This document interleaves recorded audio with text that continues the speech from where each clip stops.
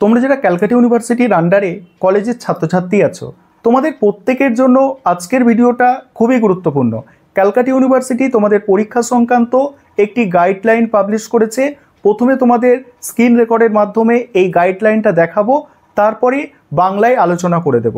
গাইডলাইনে কি আছে, তোমরা কারা রিসার্চ পেপার করার সুবিধা পাবে, গাইডলাইনে লেখা আছে কত শতাংশ নম্বর থাকলে রিসার্চ পেপার করতে পারবে সেটা গাইডলাইনে লেখা আছে, এবং অনার্সের 5 নম্বর কত, জেনারেলদের 5 নম্বর কত, এই গাইডলাইনে কিন্তু স্পষ্টভাবে উল্লেখ করা হয়েছে যে অনার্স এবং জেনারেলদের কিন্তু 5 নম্বর আলাদা, অর্থাৎ সেটা কখন হবে, কোন সেমিস্টারে গিয়ে আলাদা হবে সেটা নিয়ে আলোচনা করব।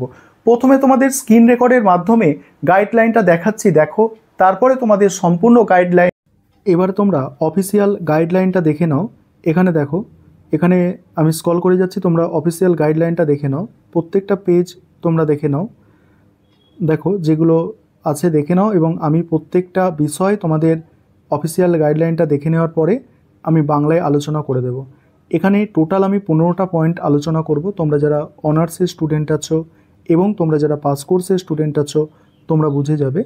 দেখে নাও, তোমরা সম্পূর্ণ গাইডলাইনটা দেখে নাও। এই গাইডলাইনটা টোটাল 7টা পেজের আছে, 7টা পেজের গাইডলাইন জারি করা হয়েছে। দেখো এখানে 15%, 5% এই সব ব্যাপার আমি বলে দেবো তোমাদের। দেখে নাও সম্পূর্ণ গাইডলাইন, দেখে নাও সম্পূর্ণ গাইডলাইনটা তোমরা দেখে নাও। এবারে তোমরা বাংলায় এই গাইডলাইনটা বুঝে নাও। তোমরা অফিসিয়াল গাইডলাইনটা দেখে নিয়েছো, এবারে গুরুত্বপূর্ণ 15টা বিষয় তোমাদের সঙ্গে আজকে আলোচনা করছি, ভালো করে মনোযোগ সহকারে শুনবে।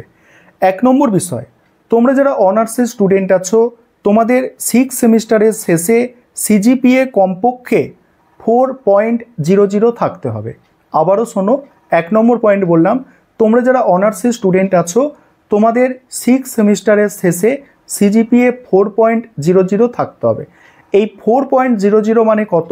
40% নম্বর তোমাকে অনার্সে থাকতে হবে। আশা করি বিষয়টা বুঝতে পারলে। দ্বিতীয় গুরুত্বপূর্ণ বিষয়, অনার্স উইথ রিসার্চ কোর্সে যেতে হলে, তুমি অনার্স উইথ রিসার্চ যদি করতে চাও তোমার সিজিপিএ 7.5 থাকতে হবে। তোমার সিজিপিএ কত? 7.5 থাকতে হবে 6 সেমিস্টারের শেষে। অনার্স উইথ রিসার্চ করতে গেলে সিজিপিএ 7.5 থাকতে হবে, অর্থাৎ এখানে তোমার বলা হচ্ছে 75% নম্বর থাকতে হবে, তবে তুমি অনার্স উইথ রিসার্চ কোর্সে যেতে পারবে। 3 নম্বর পয়েন্ট কি বলা হচ্ছে? 3 নম্বর পয়েন্ট বলা হচ্ছে যে কোনো ছাত্রছাত্রী ধরো সিজিপিএ 4.00 বা তার বেশি হলো, কিন্তু 7.5 বা তার বেশি হলো না, সে কি ওই অনার্স উইথ রিসার্চ করার সুযোগ পাবে? সেক্ষেত্রে এখানে একটা নিয়ম আছে, এই গাইডলাইনে তোমরা দেখবে, যেটা হচ্ছে 5ম এবং 6ষ্ঠ সেমিস্টার, অর্থাৎ সেমিস্টার 5 এবং 6 সেমিস্টারের পরীক্ষায় সে আবার বসতে পারবে, বসে সে তার সিজিপিএ পয়েন্টটাকে বাড়িয়ে নিতে পারবে, ঠিক আছে। এবং পুনরায় পরীক্ষায় বসার জন্য 4 নম্বর পয়েন্ট, এটা পুনরায় পরীক্ষার বসার জন্য 6 সেমিস্টারের রেজাল্টের 10 দিনের মধ্যে তাকে কিন্তু কলেজের সঙ্গে যোগাযোগ করতে হবে। কি বললাম? পুনরায় কিন্তু পরীক্ষায় সে যদি বসতে চায় 5th সেমিস্টার এবং 6 সেমিস্টারে, তাকে কিন্তু 10 দিনের মধ্যে, 6 সেমিস্টারের রেজাল্ট পাবলিশ হওয়ার 10 দিনের মধ্যে কলেজে যোগাযোগ করতে হবে। এবং 5 নম্বর পয়েন্ট, যদি সিজিপিএ 7.5 অর্জন না হয় এবং সেই ছাত্রছাত্রী যে পরীক্ষায় বসলো তার সিজিপিএ ধরো 7.5 এলো না, আগের অনার্সের স্ট্যাটাস যেটা ছিল, যে অনার্সের যে নম্বর ছিল সেই নম্বরটাই তখন থাকবে এবং তাকে রিসার্চে যাওয়া যাবে না, সে তখন রিসার্চ পেপার করতে পারবে না। আশা করি বিষয়টা বুঝতে পারছো, যে বিষয়টা কিন্তু আগের যে সিস্টেম ছিল তখনের থেকে এখন অনেক আলাদা, অনেক জটিল সিস্টেম আছে, ঠিক আছে। তারপরে বলি 6 নম্বর গুরুত্বপূর্ণ বিষয়, অড সেমিস্টারে পরীক্ষা না দিলে বা ভর্তি না হলে পরে ইভেন্ট সেমিস্টারে যোগ দেওয়া যাবে। ভালো করে শোনো, অড সেমিস্টারে ধরো পরীক্ষা দেয়নি কেউ, অড সেমিস্টার মানে কি? 1 নম্বর সেমিস্টার বা 3 নম্বর সেমিস্টার বা 5 নম্বর সেমিস্টারে কেউ পরীক্ষা দেয়নি, সে 1 নম্বরে দেয়নি মানে সে 2 নম্বরে ভর্তি হতে পারবে, তারপরে 3 নম্বরে দেয়নি মানে 4 নম্বরে ভর্তি হতে পারবে, 5 নম্বরে দেয়নি মানে 6 নম্বরে ভর্তি হতে পারবে, পড়াশোনা করতে পারবে। কিন্তু পরে কি করতে হবে তাকে, পরে তাকে কিন্তু সাপ্লি পরীক্ষা দিয়ে, অর্থাৎ পরীক্ষা দিয়ে কিন্তু ক্লিয়ার করতে হবে, এটা বলা হচ্ছে। পরের পয়েন্ট, ইভেন্ট সেমিস্টারের ক্ষেত্রেও একই নিয়ম। অড সেমিস্টারে যেমন হচ্ছে যে অড সেমিস্টারে চলে যেতে পারবে, ইভেন্ট সেমিস্টারে ধরো কেউ পরীক্ষা দিল নি, second semester, fourth semester, six সেমিস্টারে ধরো কেউ পরীক্ষা দিল নি, পরবর্তী সেমিস্টারগুলোতে সে যেতে পারবে, পরবর্তী সেমিস্টারের পড়াশোনা সে করতে পারবে, তবে তাকে ওগুলো সাপ্লিমেন্টারি পরীক্ষা দিয়ে দিতে হবে। এটা গেল 7 নম্বর গুরুত্বপূর্ণ বিষয়। এবার 8 নম্বর গুরুত্বপূর্ণ বিষয়। 8 নম্বর গুরুত্বপূর্ণ বিষয় হচ্ছে সপ্তম বা অষ্টম সেমিস্টারে যেতে হলে প্রথম 6টি সেমিস্টারে সবগুলি ক্লিয়ার থাকতে হবে এবং সিজিপিএ ন্যূনতম 4.00 থাকতে হবে। বিষয়টা বোঝো, তোমরা যারা অনার্সের ছাত্রছাত্রী, তোমাদের যত সাপ্লিমেন্টারি থাকবে সেটা 6 সেমিস্টারের মধ্যেই কমপ্লিট করে নিতে হবে। যদি তুমি 7 সেমিস্টার এবং 8 সেমিস্টার পড়তে চাও এবং 7 সেমিস্টার 8 সেমিস্টার না যদি তুমি পড়ো, তাহলে কিন্তু তুমি অনার্সের সার্টিফিকেট পাবে না। ঠিক আছে, মাথায় রাখবে। সেটা রিসার্চ পেপার করো বা রিসার্চ পেপার না করো, 7-8 সেমিস্টার যদি না পড়েছো তাহলে তুমি অনার্সের সার্টিফিকেট পাবে না। তুমি পার্সেন্টেজ কম রাখতে পারো, সেক্ষেত্রে তুমি রিসার্চ পেপার করার সুযোগ পাবে না, কিন্তু তোমাকে কিন্তু মানে 7-8 সেমিস্টার কমপ্লিট করতে হবে, তবে তুমি অনার্সের সার্টিফিকেট পাবে। এবং 6 সেমিস্টার পর্যন্ত যদি কোনো পেপার সাপ্লি থেকে থাকে তাহলে তুমি 7 বা 8 সেমিস্টারে যেতে পারছো না। ক্লিয়ার, বুঝে নাও 8 নম্বর পয়েন্টটা। এবং 7 সেমিস্টারে যেতে গেলে অনার্সের ছাত্রছাত্রীদের সেক্ষেত্রে কি করতে হবে, সেক্ষেত্রে হচ্ছে সিজিপিএ 4.00 থাকতে হবে, অর্থাৎ টোটালে 40% নম্বর কিন্তু থাকতে হবে। এর থেকেই বোঝা যাচ্ছে অনার্সের ছাত্রছাত্রীদের পাস নম্বর হচ্ছে 40%, 30% কিন্তু নয়। 30% তুমি কোয়ালিফাই করছো, পরের সেমিস্টারে যেতে পারছো, সেমিস্টার ক্লিয়ার হয়ে যাচ্ছে, কিন্তু তোমাকে অনার্সের সার্টিফিকেট পেতে গেলে এখানে সিজিপিএ 4.00 বা তার বেশি থাকতেই হবে, অর্থাৎ 40%-এর বেশি থাকতেই হচ্ছে। পরের গুরুত্বপূর্ণ বিষয়, প্রতিটি সেমিস্টারে সর্বোচ্চ 2টি থিওরি পেপার রিভিউ বা এফএসআই এর জন্য আবেদন করতে পারবে।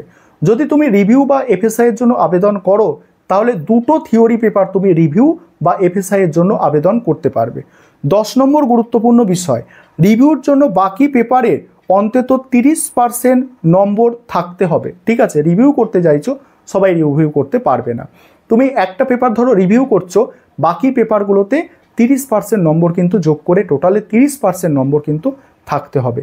রিভিউ 11 নম্বর পয়েন্ট, রিভিউর ফলে নম্বর 10%-এর যদি বেশি হয় বা 5%-এর যদি কমে যায়, রিভিউর ফলে যদি নম্বর 15%-এর থেকে বেশি বেড়ে যায় এবং 5%-এর থেকে বেশি কমে যায়, তাহলে তোমার যে খাতাটা তৃতীয় কোনো এক্সামিনারকে দেখতে দেয়া হবে, চেক করতে দেয়া হবে, তৃতীয় জনকে চেক করতে দেয়া হচ্ছে। মাথায় ঢুকলো যে রিভিউর তুমি করতে দিয়েছো, সেখানে নম্বর দেখা যাচ্ছে 15%-এর বেশি হয়ে গেছে নম্বর, এত বেশি, বা 5%-এর থেকে কমিয়ে দিয়েছে স্যার, তখন কিন্তু আবার তৃতীয় জনকে খাতাটা চেক করতে দেয়া হবে। এবং পরের পয়েন্ট হচ্ছে 3 জন পরীক্ষকের মধ্যে সবচেয়ে কাছাকাছি 2 জনের গড়কে ফাইনাল নাম্বার ধরে তোমার রিভিউতে নাম্বার দেয়া হবে। এবং তারপরে কি বলা হচ্ছে, রিভিউর পর নতুন নম্বর যদি গ্রেড কমিয়ে দেয় তবে আগের গ্রেড বহাল থাকবে। অর্থাৎ রিভিউ করেছো, সেখানে নম্বর যদি দেখছো কমে যাচ্ছে, তবে আগে যে নম্বর পেয়েছো সেই নম্বরই বহাল থাকবে। অর্থাৎ এখান থেকেই ক্লিয়ার যে সিসিএফ সিলেবাসে তোমরা যারা রিভিউ করতে দেবে তোমাদের নম্বর কখনোই কমবে না। ঠিক আছে, বাড়বে তবে কমবে না। 14 নম্বর পয়েন্ট, ভোকেশনাল ছাত্রছাত্রীদের জন্য ভোকেশনালের সাবজেক্টে সহ অনার্স এর ক্ষেত্রে 6 সেমিস্টার ক্লিয়ার করে সিজিপিএ 4.00 থাকলে এবং 3 ক্রেডিট ইন্টার্নশিপ শেষ করলে 3 বছরের ডিগ্রি পাওয়া যাবে ভোকেশনালের ক্ষেত্রে। ঠিক আছে, এই ভোকেশনালের ক্ষেত্রে 15 নম্বর পয়েন্টও আছে। ভোকেশনালের ক্ষেত্রে এটা আমার ক্লিয়ার ধারণা নেই বলে এটা আলোচনা করছি না।